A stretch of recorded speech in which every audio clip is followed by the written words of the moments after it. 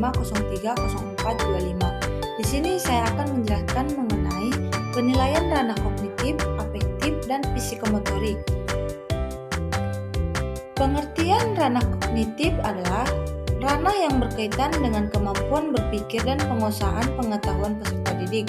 Ranah ini mencakup proses mental seperti mengingat, memahami, menerapkan, menganalisis, mengevaluasi, dan mencipta. Kedua, ranah kognitif. Ranah kognitif menekankan pada apa yang diketahui dan dipahami oleh peserta didik. Yang ranah afektif adalah ranah yang berkaitan dengan sikap, nilai, minat, emosi, dan karakter peserta didik. Ranah ini mencerminkan bagaimana peserta didik bersikap terhadap pembelajaran, guru, teman, serta lingkungan.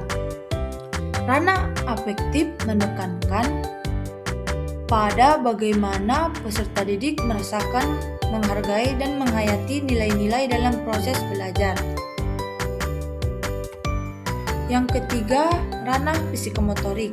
Ranah psikomotorik adalah ranah yang berkaitan dengan keterampilan fisik dan kemampuan melakukan suatu tindakan atau praktik.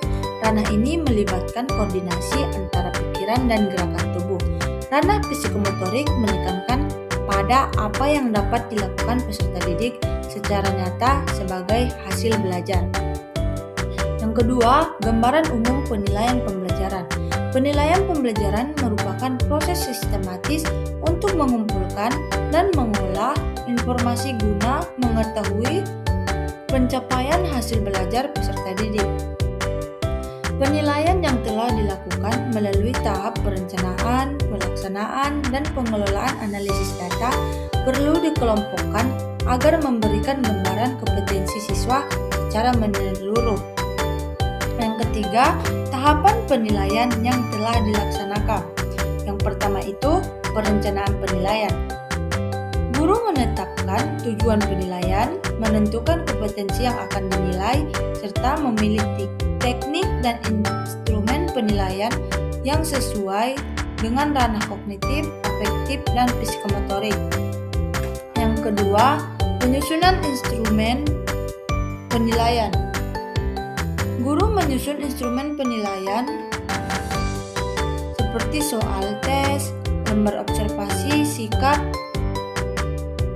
rubrik penilaian praktik, dan penugasan sesuai indikator pencapaian kompetensi.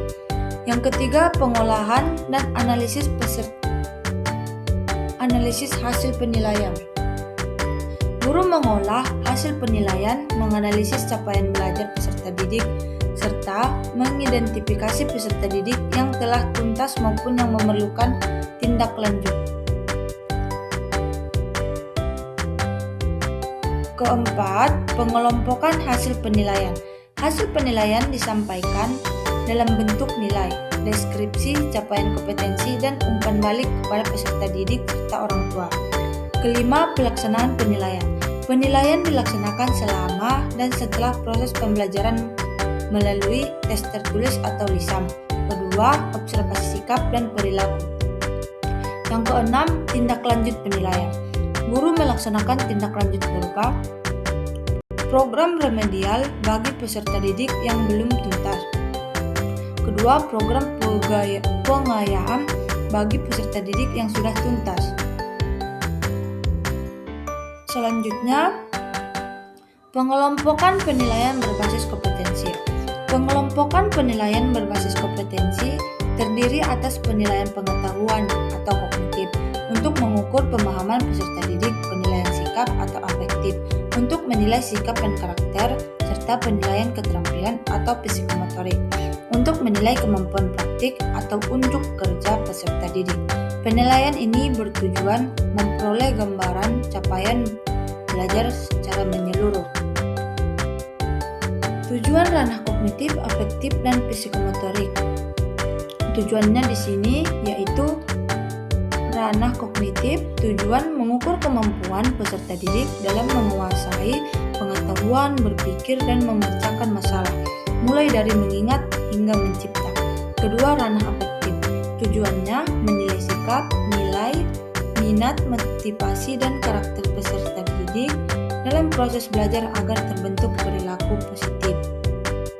Yang ketiga, ranah psikomotorik. Tujuan menilai keterampilan praktik dan kemampuan melakukan tindakan secara tepat dan terampil sesuai materi pembelajaran.